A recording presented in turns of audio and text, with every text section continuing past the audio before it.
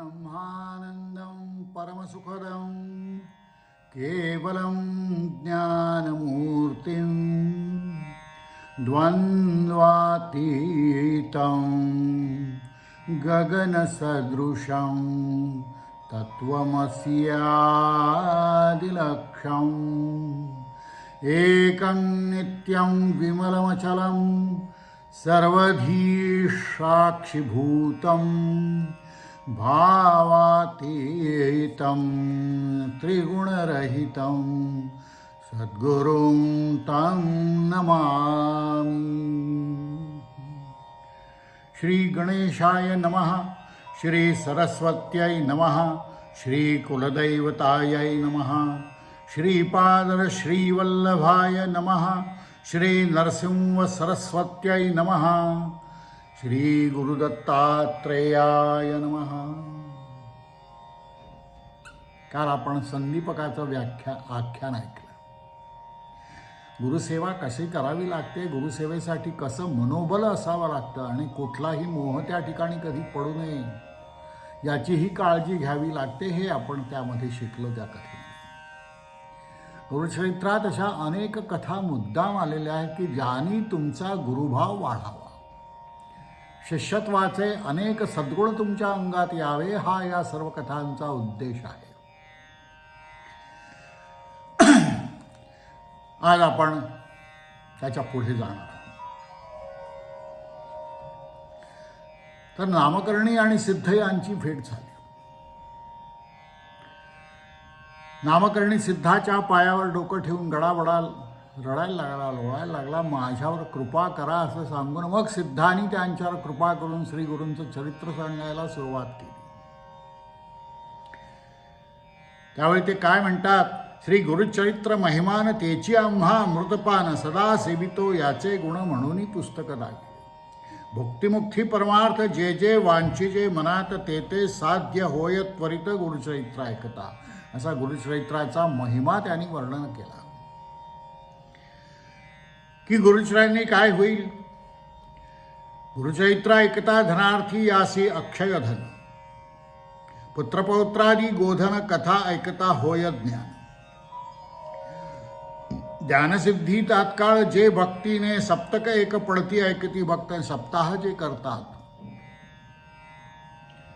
काम्य होय तात्कालिक. हे सगळे आश्वासने दिलेले आहेत. तेव्हा तुम्ही कुठेतरी गुरुची भक्ती करायला सुरुवात करा, त्याला शरण जा, आपलं स्वत्व विसरून जा, तर एक एक तुम्हाला सर्व प्राप्त होईल.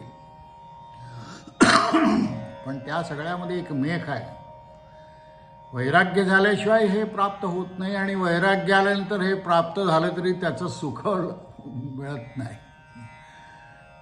हे मोठं अजब असं रसायन आहे गुरुचरित्र आहे. दाखवताना इतकी आश्वासने दाखवलेली आहेत की लोक त्याच्याकडे वळतातच. गुरुचा महिमा त्यात प्रचंड मोठ्या प्रमाणात सांगितलेला आहे. गुरुचा महिमा ऐको कानी सांगिजे स्वामी विस्तारोनी, अंधकार असता रजनी सूर्योदया परिकरी. अंधकार असूनही तुमच्या ज्ञानात तुमचा सूर्योदय, ज्ञानाचा उदय त्या ठिकाणी व्हावा इतका योगी करू शकतो. सिद्धयोगी अभय करी धरोनिया सव्य करी, घेऊन गेला स्वस्थाना, आपल्या स्थानी ते त्या नामकरणाला घेऊन गेले सिद्ध. त्यांचं म्हणणं असं की अरे हा कल्पवृक्ष आहे, अश्वत्थ हा कल्पवृक्ष आहे आणि इथे मी तुला आता ज्ञान सांगतो. नेणती सोय गुरुदास्य का, गुरुचं दास्य पत्करणं याच्या इतकं दुसरं काही सौख्य नाही, याची कारणे उपबाधका होती आणि हे तू न केल्यामुळे तुला जे अनेक चिंता क्लेश आहेत ते त्यामुळे आहेत. ओळखावया गुरुमूर्तीसी आपुला आचार परियसी, आपला आचार शुद्ध असेल तेव्हा गुरुमूर्तीला ओळखता येतं. धडधरोनी मानसी ओळखीचे मग श्री गुरु, ऐकोनी सिद्धाचे वचन संतोषे नामधारक सगुण, क्षणक्षणा करी नमन करुणा वचने करोनिया. तापत्रयाग्नीत पोळलो मी संसार सागरी बुडालो, क्रोधादी जलचरी वेष्टिलो अज्ञान जाळे वेष्टुनिया ज्ञाननौकी बसवूनी कृपेचा वायू पालाटुनी देहा तारक करुनी तारावे माते स्वामी. तो गडबडा लोळायला लागला की माझे मी एक पातकी माणूस आहे, संसार सागरी बुडालेलो आहे, संसाराच्या सगळ्या व्यापामध्ये माझ्या आप्तेष्टांच्या चिंतेत मी बुडालेलो आहे. तेव्हा हा देह तारक करा मला तारा. तारावे माते स्वामिया. गुरुला माता म्हटलंय त्यांनी त्या ठिकाणी सिद्धांना. सिद्ध ही त्याला त्या क्षणी गुरुरूपच आहे. तर गुरु काय म्हणतो, तव बोलला सिद्धमुनी न धरी चिंता अंतःकरणी उठवी तसे आश्वासुनी साकडे फेडीन तुझे. आता तुझ्या सगळ्या प्रश्नांची मी उत्तरं देईन. ज्यासी नाही दृढभक्ती सदा दैन्य कष्टती श्री गुरुवरी बोल ठेवी ती अविद्या माया वेष्टुनी. झालं नाही की श्री गुरुला बोल ठेवायला लोक कमी करत नाही. गुरु गुरु म्हणणारे गुरुला प्रसंग आला की चार लाता मारायलाही कमी करत नाहीत. हा व्यवहारातला अनुभव सांगतोय तुम्हाला. संशय, गुरुविषयी संशय धरणं, त्याला सामान्य माणूस शरीरी माणूस समजणं हा सगळ्यात मोठा दोष आहे. आणि हा दोष काढणं साधकाला अत्यंत आवश्यक आहे आणि तितकंच ते कठीण आहे. कारण गुरु आपले दोष दाखवतो. संदीपकाच्या कथेमध्ये बघितलं आपण. आपले दोष दाखवायला सुरुवात केल्याबरोबर संदीपक काही हल्ला नाही त्याच्याकडून, का त्याची श्रद्धा दृढ होती. त्याला माहिती होतं की आपली परीक्षा चालू आहे. त्यामुळे गुरुनी अनंत दोष दाखवून क्लेश गुरुनी किती दिले त्याला. तुमच्या गुरुनी तुम्हाला थोडंसं तुमचं अमुक चुकलं म्हटलं की तुमच्या मनात संताप येतो. ही वस्तुस्थिती मी गुरुत्व भोगलेलं आहे. आणि शिष्य कसे असतात, त्यांची मनोवृत्ती काय असते, त्यांना काय अपेक्षित असते, हे सगळं मला माझ्या अनुभवातून माहिती आहे. म्हणून मी अधिकारवाणीने तुम्हाला सांगतोय की गुरु काय आहे तुम्ही समजू नाही शकत. त्यांनी त्याला जडशरीरी गुरु समजलं, त्याचा उद्धार होऊ शकत नाही. अत्यंत कडक निष्ठा पाहिजे, अशरीरी निष्ठा पाहिजे. श्री गुरु काय देईल म्हणसी तेणे गुणे हा भोग भोगसी नाना कष्टे व्याकुळित. अरे मग तुला कष्ट येणारच, तुझा विश्वासच नाही आहे त्या गुरुवर. अत्यंत दृढ विश्वास असणं आवश्यक आहे. सांडवनी संशय निर्धार गुरुमूर्ती देईल अपार. ऐसा देव कृपासागर तुझनुपेक्षी सर्वथा. गुरु सर्व देईल याच्यावर खात्री पाहिजे. हे कसं आहे, कोंबडी आधी का अंड आधी असं आहे. खात्री असल्याशिवाय गुरु नाही आणि गुरु असल्याशिवाय खात्री नाही, असं ते काहीतरी विचित्र प्रांगण आहे. परंतु यातून जावंच लागतं प्रत्येक साधकाला. आपली कल्पना असते की गुरु डोक्यावर हात ठेवणार आणि सगळं काय मिळणार, आपली पापं घेणार तो आणि आपण पुण्याचे महापुरुष होणार, असं नाही आहे. मला अतिशय स्पष्ट काही गोष्टी सांगणं आवश्यक आहे. गुरुचरित्राचा आधार मी त्यासाठी घेतो आहे. उपासनेतलं सत्य तुम्हाला समजलं पाहिजे. बाकीचं जे काही मिथ्या आहे तेही समजलं पाहिजे. गुरु तुम्हाला समजला पाहिजे. गुरुमूर्ती कृपासिंधू. कृपासिंधू केव्हा आहे, तुमची त्याच्यावर श्रद्धा भाव असेल तर तो भाव तुम्हाला देत असतो सर्व काही. गुरुपेक्षा गुरुभाव श्रेष्ठ आहे हे लक्षात ठेवा. संदीपकाला त्याचा जो काही गुरु होता, हा जडशरीरी गुरु कधी वाटला नाही. त्या गुरु तत्व म्हणून त्याचा भाव त्या गुरुवर होता. त्याला खात्री होती की एक ना एक दिवस हे सोनं आहे हे उजळून येणार. जैसाच मेघाचा गुण पहा. आता मेघाचा गुण सांगितलेला आहे. मेघाचा गुण काय करतो, पर्जन्य तो सगळ्या ठिकाणी पाडत असतो. तो भेदभाव करत नाही की हा डोंगर आहे इथे याला गरज नाही, हे झाड आहेत याला गरज आहे, असा तो भेदभाव मेघ कधी करत नाही. तसं गुरुही कधी कृपा करण्यात भेदभाव करत नाही. गुरुला सर्व शिष्य सारखे असतात, कोणी जवळचा आणि कोणी लांबचा अशी स्थिती असत नाही. परंतु ज्याच्यात गुण अधिक असतात, ज्याच्यात साधना स्वीकारण्याची शक्ती जास्ती असते,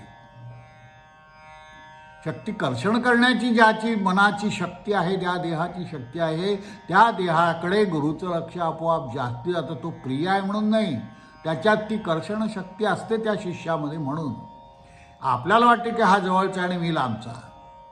त्याला सगळे सारखे आहेत. देवापुढे भक्त आणि अभक्त जसे सारखे असतात, देव कुणाला हा माझा भक्त म्हणून जास्त प्रिय आणि तो अभक्त म्हणून अप्रिय असं करत नाही. तसं गुरुचं आहे. गुरु देवापेक्षाही हा गुरु श्रेष्ठ आहे. परंतु पात्रानुसार तो देत असतो. तुम्हाला पचेल एवढंच तो देत असतो. सखोल भूमी त्या ठिकाणी उदक स्थिर राहतं. जिथे खोलगटपणा आहे तिथे ते पाणी वाहून जातं आणि ते वाहून गेलेली शक्ती वाहून गेलेली गुरुला आवडत नाही. त्यामुळे सखोल भूमी जिथे आहे त्या ठिकाणी उदक स्थिर राहील, त्या ठिकाणी ज्ञान स्थिर राहील ही त्याची खात्री असते. म्हणून गुरु त्या ठिकाणी जास्ती कृपा करतो. कृपा होण्यासाठी अंगभूत गुण आवश्यक आहेत आणि हे गुण तुम्ही आणावेत. दांभिक ओळखा, उन्नत तुम्ही. जे दांभिक आहेत ते उन्नत असतात, त्यांच्या ठिकाणी काही टिकत नाही. वरवर प्रेम असतं त्यांचं आणि गुरुला समजलंय की हा वरवर प्रेम करतो. याच्या कारणे मनोकर्मी निश्चयाये श्री गुरुशी म्हणून गुरुपमा ऐसा कवणासे महिमा प्रपंच होय परब्रह्म. हा प्रपंच परब्रह्माने दिलेला आहे. ही परब्रह्माची सेवा आपण करतो आहोत असं समजून प्रपंच आपल्या हातून घडला पाहिजे. हस्तमस्तकी ठेवून या कल्पतरूची द्यावी उपमा. अरे गुरु कल्पतरू आहे हो, तो कल्पतरू आहे हे समजलं पाहिजे तुम्हाला. दुर्दैवाने हे समजत नाही. ते ह्याच्या मनात शंका येते की मग गुरु त्रैमूर्ती ऐको कानी का अवतरले मनुष्ययोनी? मनुष्ययोनीमध्ये का आला बरं हा एवढा मोठा थोर? त्याला काय गरज आहे? मनुष्ययोनीत येण्याची काय गरज आहे? गुरु त्रैमूर्ती ऐको कानी का अवतरले मनुष्ययोनी सर्व सांगावे विस्तारोनी म्हणून चरणी लागला. सिद्धाला तो म्हणे मला सांगा, समजावून सांगा की गुरु का आला मनुष्ययोनी. मग बोले योगींद्र कारे बाबा कारे बारे शिष्या तू पूर्णचंद्र. माझा बोधसमुद्र कैसा तुझं उत्साह होईल. तू ते महासुख लाजले गुरुदास्यत्व फळले परब्रह्म अनुभवले आजीचेनी तुझा. आता तू परब्रह्म अनुभवणार. हिंडता आलो सकळ क्षिती कवणा नव्हे ऐसी मती गुरुचरित्र न पुसती तू ते देखते तू ते देखिले आजी आम्ही.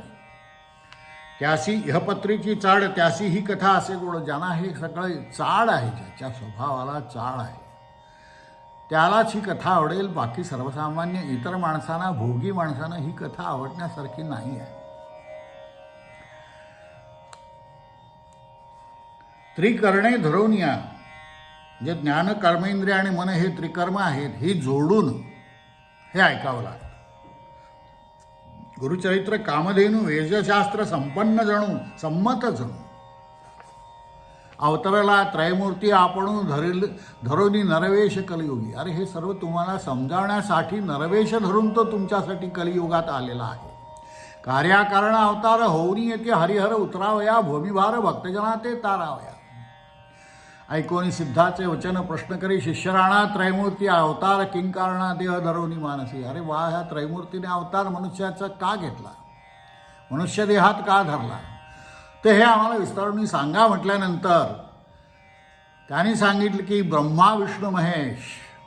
ब्रह्म्याचा आहे रजोगुण, विष्णूचा आहे सत्वगुण आणि उमारमण शंकरांचा गुण आहे तमोगुण.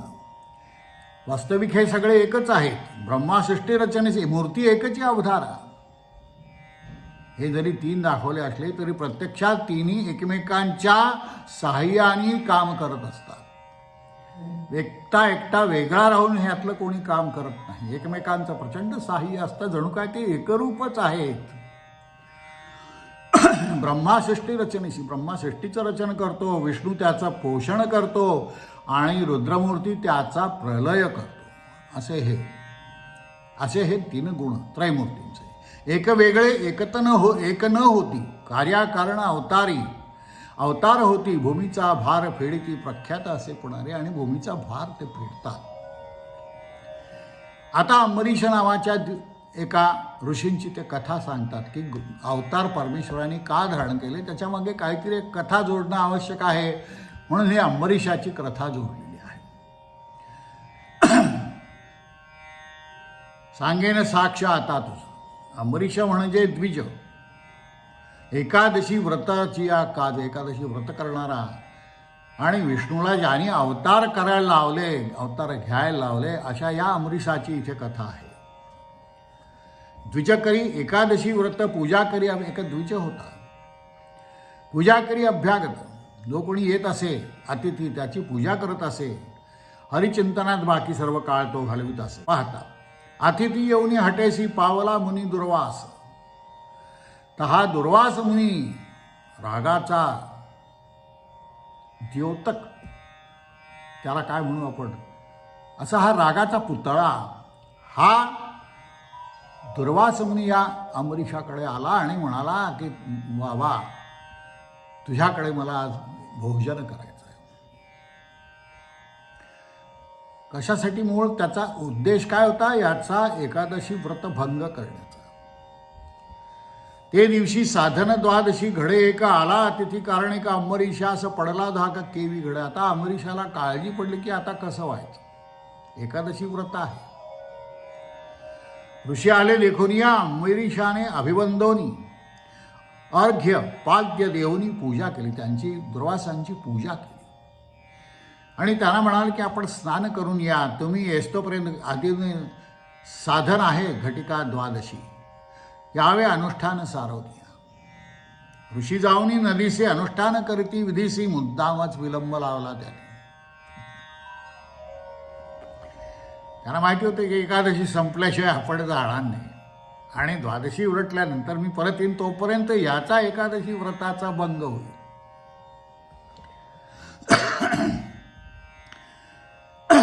व्रतभंग होईल म्हणून पारणे केले, तीर्थ घेऊन नाना प्रकारी पक्वान्न केला पाक ऋषीने. परंतु हा हुशार होता, त्याच्या लक्षात आलं की हा मुद्दाम उशिरा येतोय दुर्वास. त्यांनी काय केलं, त्यांनी पारण केलं, तीर्थ फक्त घेतलं, अन्नप्राशन नाही केलं, व्रतही मोडलं नाही आणि त्याचाही मान राखला. असा दोन्ही आपल्याला जमू शकतं. ज्याला करायची इच्छा आहे प्रत्येकातून मार्ग निघत असतो. एकादशीच्या व्रताचा भंगही अमरीशाचा त्यामुळे झाला नाही आणि भोजन केल्याचा अतिथीचाही अपमान भोजन करून त्यांनी केला नाही. पाहुणे अंबरीशाच्या मुखा म्हणे भोजन. तो हा दुर्वास मात्र त्याला काठायचंच होतं, त्याचा राग काढायचंच होता, त्याचं व्रत मोडल्याचं त्याला द्यायचं, दाखवायचंच होतं. तो म्हटला, तू अतिथी विना कसा काय तू जेवलास, तू भोजन कसं काय केलंस, आता मी तुला शाप देणार. राजे स्मरला शारंगधर. अंबरीशाने शेवटी विष्णूची स्तवन केलं. बाबा मला आता यातून वाचव, हेतुपुरस्सर मी काय व्रत मला मोडायचं नाही आणि याचाही अपमान करायचा नाही, मला दोन्ही साध्य करायचं म्हणून मी केवळ थोडंसं तीर्थप्राशन केलं. आता शारंगधर विष्णूला भक्ताचा कैवार टाकून आला वैकुंठाहून ताबडतोब आला. भक्तवत्सल नारायण शरणागात आहे, रक्षण विरुद्ध बोलिती पुराणे जाण, धावे धेनू वत्सासी जैसी. मागे जसं गुरूंचं सांगितलं तुम्हाला की धेनू कधी वत्साकडे धावत जाते, तसा हा विष्णू आपल्या भक्त अंबरीशाकडे आला त्याला वाचवायला. ऋषीने तर शाप दिला, जन्मावेगा अखिल योनीसी तव पावला, ऋषिकेशी येऊनी जवळी उभा ठेला. मिथ्या नव्हे ऋषीचे वचन, माझं वचन फुकट जाणार नाही. द्विजय धरले विष्णूचे चरण. अमरीशाना विष्णूचे चरण धरले. भक्तवत्सल ब्रिददान, तू भक्तवत्सल आहेस. त्या महाविष्णूचे विष्णू म्हणे दुर्वासासी, तुवा शापेले अंबरीशासी, राखीनं आपल्या दासासी, शापत आम्हासी तुम्ही द्या. माझ्या दासाचा मी स्वीकार, त्याला मी रक्षण करणार, अंबरीशाचं रक्षण मी करणार. तुला जरा शाप द्यायचा असेल तर मला दे, मी माझ्या दासासाठी हा शाप मी भोगेन. दुर्वास ज्ञानी ऋषीश्वर. दुर्वासा काही सामान्य थोडे होते, ज्ञानी होते. केवळ ईश्वर अवतार फिडावयास भूमीवार, कारण असे पुढे म्हणत असे, जाणूनी ज्ञानी शिरोमणी म्हणे तप करिता युगे क्षोणी, भेटी नव्हे हरिचरणी भूमीवरी दुर्लभ. तेव्हा आता मी तुला शाप देतो आहे, तर तू काय कर, भूमिभार फेडावयासी कारण म्हणून ऐसे विचारोनी मानसी दुर्वास म्हणे ऋषी विष्णूसी अवतारोनी भूमीसी नाना स्थानी जन्मावे. आपण अनेक अवतार आता भूमीवर घ्या हा शाप फेडण्यासाठी. तेव्हा अशा प्रकारे विष्णूंनी मग 10 अवतार घेतले. प्रसिद्ध होसी वेळ 10 पर अवतार पूर्ण पहा. सहज तू विश्वात्मा महास्थूळ सूक्ष्मी वसशी तू. स्थूळ आणि सूक्ष्म सर्वत्र तू वसशील. ऐसा कार्याकारणे शाप अंगीकारी जगाचा बाप दुष्टावरी असे कोप सृष्टी प्रतिपाळ कराव्या. सृष्टीचा प्रतिपाळ करायचा असेल तर आपल्या भक्तासाठी हे करणं आवश्यक समजून विष्णूंनी ते स्वीकारलं. कार्यकारण अवतार होती क्वचित प्रकट क्वचित गुप्ती. क्वचित ठिकाणी प्रकट होशील, काही ठिकाणी तू गुप्तच राहशील. ते ब्रह्मज्ञानानं मात्र बरोबर समजेल, मूढमतीनं ते समजणार नाही. विनोद झालासे सहज अनुसूया अत्रि ऋषीची भाजे. प्रतिव्रता शिरोमणी तिचे ग्रही जन्म जाहले त्रैमूर्ती अवतरले. आता यानंतर अनुसूयेची कथा येणार आहे पुढच्या वेळी. त्रैमूर्त्यांचा अवतार कसा झाला आणि हे त्रिमूर्ती कपटवेश धारून अनुसूयेची परीक्षा पाहायला कसे आले याची कथा आता पुढच्या वेळी आपण घेणार आहोत. आणि यावेळी आपण अत्रि ऋषी कोण, कवणापासून उत्पन्न, मूळ पुरुष होता कवण विस्तारुणी मध्ये सांगावे म्हणे सरस्वती गंगाधर. आणि मग पुढील कथेचा विस्तार हळूहळू होणार. यात एक लक्षात ठेवा, यात काय म्हटलंय, कार्याकरण अवतार होऊन येते हरिहर उतरावया. भूमीचा भार भक्तजन तारावया. प्रकृतीच्या त्रिगुणात्मक अवस्थेला धरून हे आहे. त्यामुळे सारे अवतार बहुत करून हरिहरांचे आणि त्यांच्या निरनिराळ्या स्वरूपांचे झालेले आहेत. तर अवतार म्हणजे खाली येणे. व्यक्ती पलीकडच्या अनंतातून ही शक्ती आली असल्यामुळं साहजिकच त्यांना अवतार म्हटलेला आहे. ज्या कार्याकरता ती अवतरते त्याला अनुसरून ती सत्व, रज अथवा तम यांच्या अधिकांशाने त्यांचा आकार घेऊन प्रकटते. ही गोष्ट सरस्वतींनी सांगितलेली आहे की कार्याकरण अवतार होऊन येते हरिहर उतरावया. भूमीचा भार भक्तजन तारावया. तर या अध्यायामध्ये हे आणखीन उद्घृत केलेलं लक्षात ठेवा. आता हे दैवत, दत्त हे दैवत ज्यांचा अवतार आता पुढे आपण वर्णन करणार आहोत, हे शिवमध्य आणि विष्णुमध्य अशा दोन्ही प्रकाराने उपासलं जातं. नारायण पुराणातील मूर्तिमय विष्णुमध्य आहे. आदौ ब्रह्मा, मध्ये विष्णू, अंते देवा सदाशिवा. माला कमंडलू धरा कर पद्ममध्ये ह्या सुप्रसिद्ध ध्यानात जे ते शिवमध्य आहे आणि त्यातील आयुधांच्या क्रमावरून ते लक्षात येते. शैव आणि वैष्णव उपासकांनी तशी ध्याने घेतली असतील हे उघड आहे, परंतु याचा कार्यकारण भाव आपण लक्षात घ्यायला पाहिजे. तिन्ही बालकांच्या जन्मानंतर त्रैमूर्ती प्रसन्न होऊन अनुसूयेच्या इच्छेप्रमाणे त्यांनी वरदिदला मूर्ती तिन्ही राहती बालके म्हणून असा आशीर्वाद दिला. आता हे सगळं आपण पुढच्या कथेमध्ये बघूया. जे आहे समजून घ्या. अल्पमतीने मला जे समजलं, मी काही सर्वज्ञ नाही, माझ्याही चुका होऊ शकतात, अनेक होतही असतील, आणि या माझ्या चुका आपण दाखवल्या तर माझ्यावर उपकार होते. जे काही मी बोललो आहे आपण ते स्वीकारावे. काषाय वस्त्रं करदंडधारिणं कमंडलुं पद्मकरेण शंखं चक्रं गदाभूषितभूषणाढ्यं श्रीपादराजं शरणं प्रपद्ये. सद्गुरु श्री नरसिंह सरस्वती स्वामी महाराज की. सद्गुरुभ्यो नमः. सद्गुरुभ्यो नमः. सद्गुरुभ्यो नमः. सद्गुरुभ्यो नमः.